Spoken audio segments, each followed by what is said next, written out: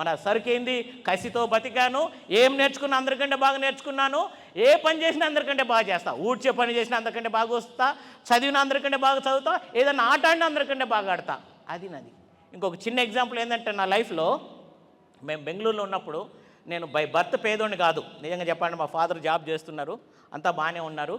కానీ మేము Indian telephone industry బెంగళూరులో, మా ఫాదర్ ఎంప్లాయీ, మంచి ఎంప్లాయే, పెద్ద ఎంప్లాయే. చిన్నప్పుడు నేను ప్యాంపర్డ్ కిడ్ అంటే తెలుసు కదా, చెడిపోయిన బిడ్డ అంటే ఏమంటారంటే బెంగళూరులో పొరుకోడు అంటారు.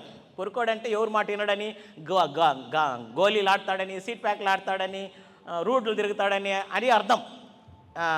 నన్ను అందరూ మా ఏరియాలో పొరుకోడు అనేవాళ్ళు.